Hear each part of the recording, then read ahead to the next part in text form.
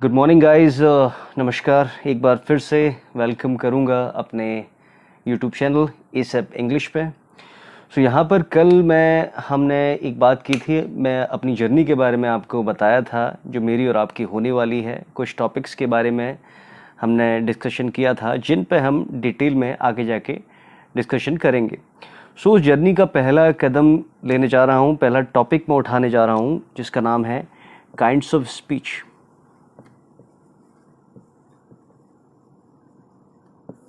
जिसे parts of speech भी कहा जाता है। इसका मतलब है भाषण के प्रकार। एक लैंग्वेज में सबसे ज़रूरी रहता है। यहाँ पर उसके सब ग्रुप हैं noun, pronoun, adjective, adverb, preposition,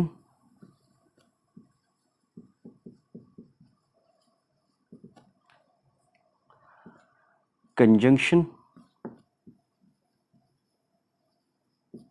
and interjection। ये कुल मिला के पार्ट्स ऑफ स्पीच के पार्ट हैं। ठीक है। यहाँ पर मैं सबसे पहला टॉपिक उठाने जा रहा हूँ नाउन का। ठीक है। नाउन क्या है कि देखने में आपको छोटा सा लग रहा होगा लेकिन बहुत वास्ट सब्जेक्ट है। दिखने में छोटा सा है।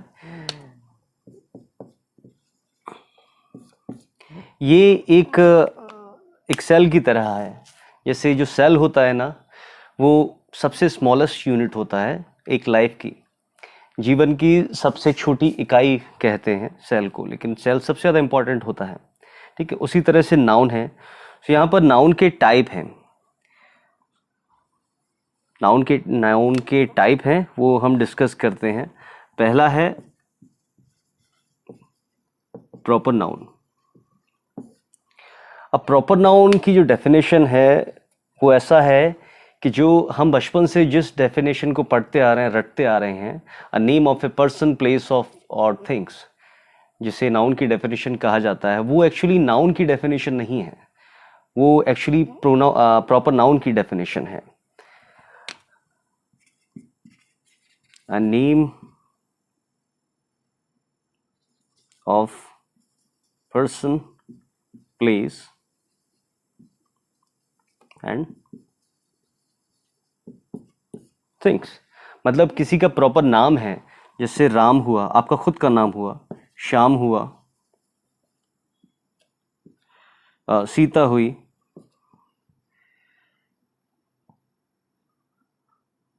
अयोध्या हुआ। ठीक है। जिस चीज़ का नामकरण हो गया है उसे हम प्रॉपर नाउन कहते हैं। ठीक है। अब इसका दूसरा टाइप है नाउन का, वो है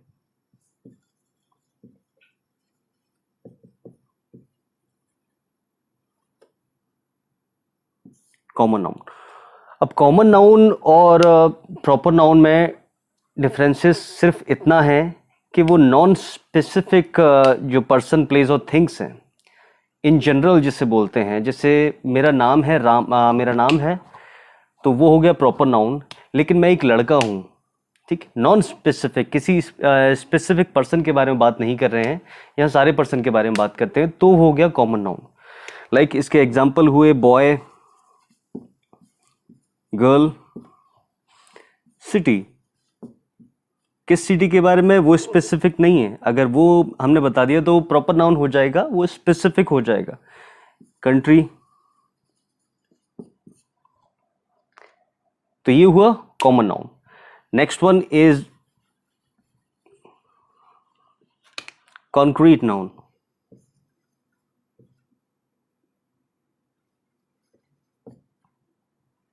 दोबारा से,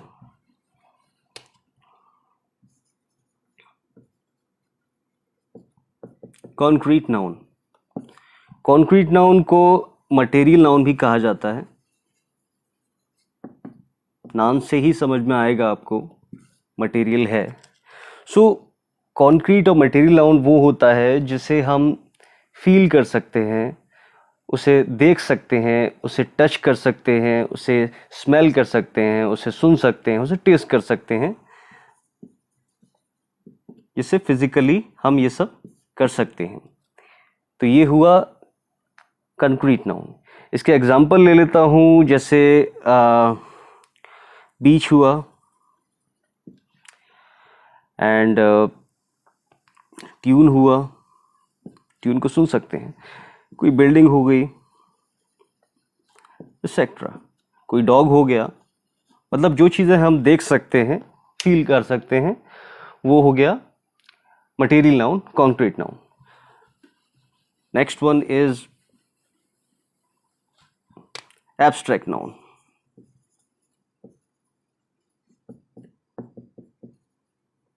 इसे फीलिंग वाली नाउन बोला जाता है। तो ये जो मटेरियल नाउन था ना, इसका एकदम से उल्टा है, ये फिजिकली नहीं है। ऐसी चीज़ें जो फिजिकली हम देख नहीं सकते। ऑप्शन एग्जांपल्स दे देता हूं मैं, जैसे ट्रुथ, ट्रुथ सच हम देख नहीं सकते, छू नहीं सकते। आइडियाज देख नहीं सकते, छू नहीं सकते। डेंजर, हैप्पीनेस, इस तरह से। तो जिन चीज़ों को हम देख नहीं सकते, लाइक आइडियाज हुआ, किसी की क्वालिटीज हुई, कोई कंडीशन हुई, तो वो होगा एब्स्ट्रैक्ट नाउन। ठीक है। इसके बाद लेता हूं कलेक्टिव नाउन।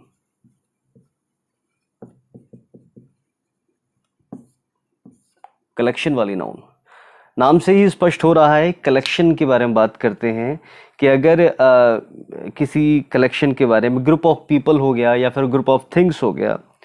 जैसे एग्जांपल ले लेता हूं, पहले लिख देता हूं यहाँ पर, ग्रुप ऑफ पीपल या थिंग्स, तो वो हो गया कलेक्टिव नाउन।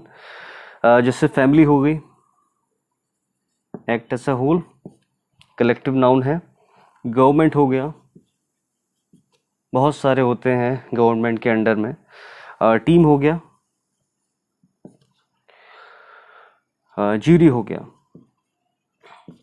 ठीक है, जो एक्ट एज अ होल की तरह काम करें, वो हो गया कलेक्टिव नाउन। ठीक है, सो इस तरह से नाउन है। अब एक्चुअली मैं आपको बताऊं, ये नाउन के टाइप्स हैं, इनमें और भी हैं एक दो जो कि इम्पोर्टेंट नहीं है एग्जाम पर्सपेक्टिव के हिसाब से, इसीलिए मैंने उनको नहीं लिया है। तो यहाँ पर ये तो हो गया नाउन। अब यहाँ पर इसे यूज़ कैसे करेंगे, एग्ज़ाम में कैसे पूछा जाता है, जिससे हम उसे बता सकें। तो ये एज अ कंपटीशन लेवल की बात करूँ मैं, अब ये कोई स्कूलिंग तो है नहीं, स्कूल तो है नहीं जो कि 5 नंबर का क्वेश्चन आए कि डिफरेंस बताओ कॉमन नाउन प्रॉपर नाउन में, मटेरियल नाउन में। तो ऐसा नहीं है, यहाँ क्वेश्चंस कुछ अलग तरीके से आते हैं। तो मैं ये बताऊंगा आपको कि इनका यूज़ कहाँ होता है, वो क्वेश्चंस कैसे आते हैं।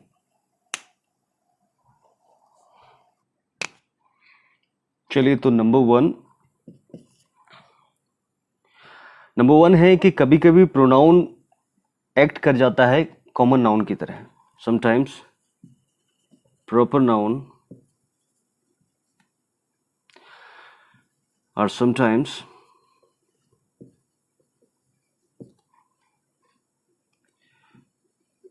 used as a common noun।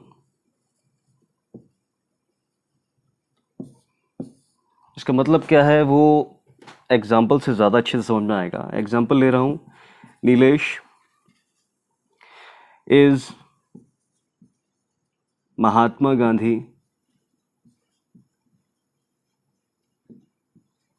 Of our class. अब यहां पर देखा जाए तो नीलेश अगर है, स्पेसिफिक पर्सन है, नाम है, तो ये हो गया प्रॉपर नाउन। यहां पर महात्मा गांधी भी एक स्पेसिफिक नाम है, जानते हैं हम, ये भी हो गया प्रॉपर नाउन। बट यहाँ पर आप ध्यान से देखोगे तो क्या ये प्रॉपर नाउन की तरह काम कर रहा है? इसका मतलब क्या है? मतलब ये है कि नीलेश हमारी क्लास का महात्मा गांधी है। तो क्या वो सच में महात्मा गांधी है? नहीं। महात्मा गांधी एक आइकन बना दिया है अहिंसा का। तो यहाँ पर कहने का मतलब ये है कि वो प्रॉपर नाउन नहीं रह गए हैं। उनकी स्पेसिफिक तौर पर उनकी बात नहीं हो रही है। यहाँ पर बात हो रही है कि नीलेश अहिंसावादी इंसान है। तो यहाँ पर महात्मा गांधी एक कॉमन नाउन हो गए, उनका एक ग्रुप बना दिया गया है कि ऐसे लोग हैं, ये महात्मा गांधी वाली कैटेगरी में जाएंगे। तो महात्मा गांधी एक कैटेगरी बना दी गई है, तो यहाँ पर ये प्रॉपर नाउन नहीं होगी, यहाँ पर ये कॉमन नाउन होगी। ठीक है। सेकंड, एक और एग्जांपल ले लेता हूँ। जैसे Ram is Harishchandra in our group. I hope सभी को दिखाई दे रहा हो। तो यहाँ पर राम क्या है? प्रॉपर नाउन है, किसी का नाम है, स्पेसिफिक बंदे का। हरीशचंद्र भी प्रॉपर नाउन है, लेकिन यहाँ पर हरीशचंद्र क्या है? एक आइकन बन गया है किस चीज़ का? सत्यता का। अगर कोई सच बोल रहा है तो वो हरीशचंद्र हो जाएगा। तो यहाँ पर हरीशचंद्र प्रॉपर नाउन ना हो के कॉमन नाउन की तरह बिहेव कर रहा है, क्योंकि उसको एक कैटेगरी मिल गई है। ठीक है, तो act as a common noun.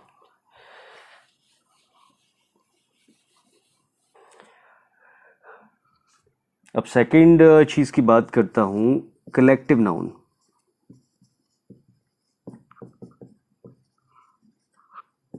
Collective noun की बात करूं तो ये हमेशा अपने लिए सिंगुलर वर्ब लेते हैं और हमेशा सिंगुलर प्रोनाउन लेते हैं।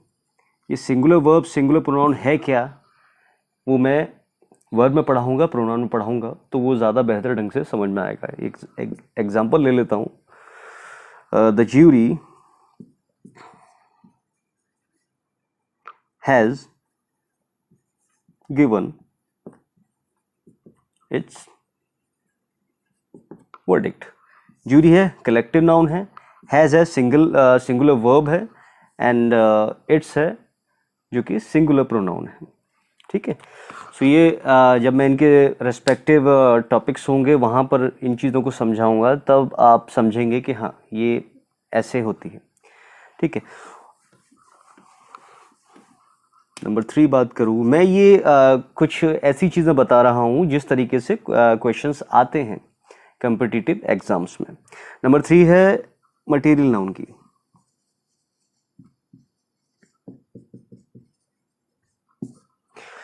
अब यहाँ पर क्या है कि मटेरियल नाउन आर्टिकल नहीं लेते। आर्टिकल कौन कौन से होते हैं आपको पता हो शायद, ए, एन, द। इनके बारे में भी आर्टिकल में अच्छे से डिस्कस करूँगा, ये कैसे होता है, कैसे हम यूज़ करते हैं, कब नहीं यूज़ करते, बिल्कुल अच्छी तरह से समझाऊँगा। सो यहाँ पर मटेरियल नाउन आर्टिकल्स नहीं लेते हैं। एग्जाम्पल से एक बार समझा देता हूँ कि the cotton is a cash crop.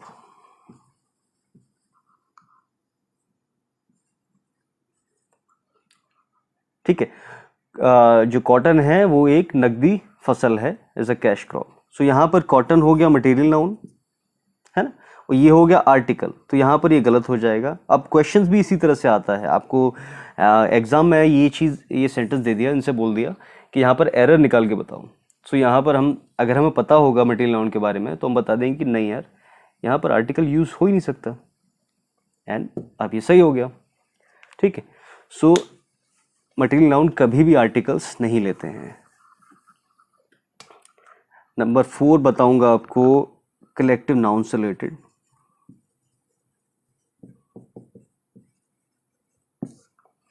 अब क्या है, कलेक्टिव नाउन हमेशा न्यूट्रल जेंडर के होते हैं।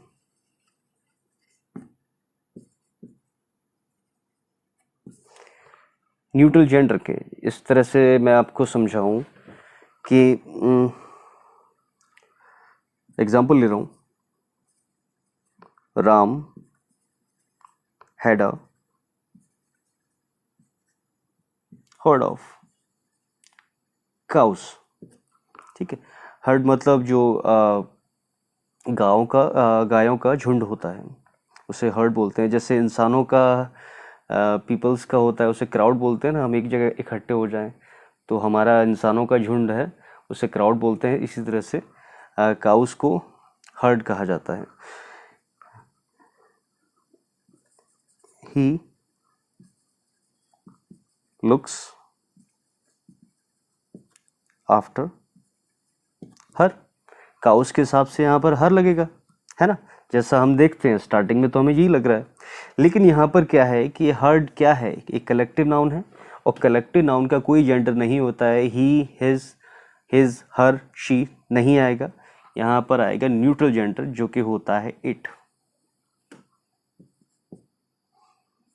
ठीक है, न्यूट्रल जेंडर न वो स्त्री है ना वो पुरुष है।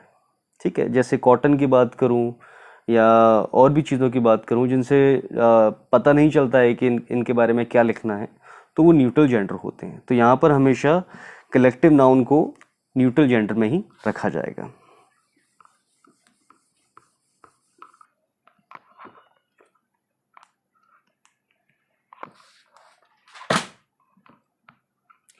तो यहाँ पर हमने नाउन डिस्कस किया, नाउन के टाइप्स भी देखे और उनको समझा भी, और ये भी देखा कि एग्ज़ाम में किस तरह से क्वेश्चंस पूछे जाते हैं, एरर्स कैसे पूछी जाती हैं। एंड अगला टॉपिक मैं लूँगा प्रोनाउन।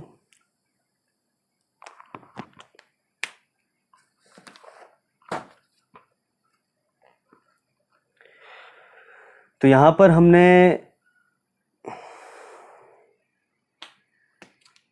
हमने नाउन को देखा, नाउन को समझा, उसके टाइप्स देखे और हमने ये भी देखा कि एग्ज़ाम में किस तरह से चीज़ें पूछी जाती हैं, क्वेश्चंस कैसे बनते हैं, एरर्स कैसे पूछी जाती हैं, जो मैंने कुछ टाइप्स बताए हैं।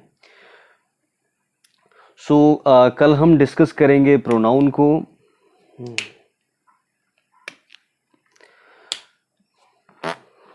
तो यहाँ पर हमने देखा नाउन को समझा, हमने उसके टाइप्स देखे और हमने ये भी देखा कि एग्ज़ाम्स में क्वेश्चंस किस तरह से पूछे जाते हैं, किस तरह से एरर्स पूछी जाती हैं।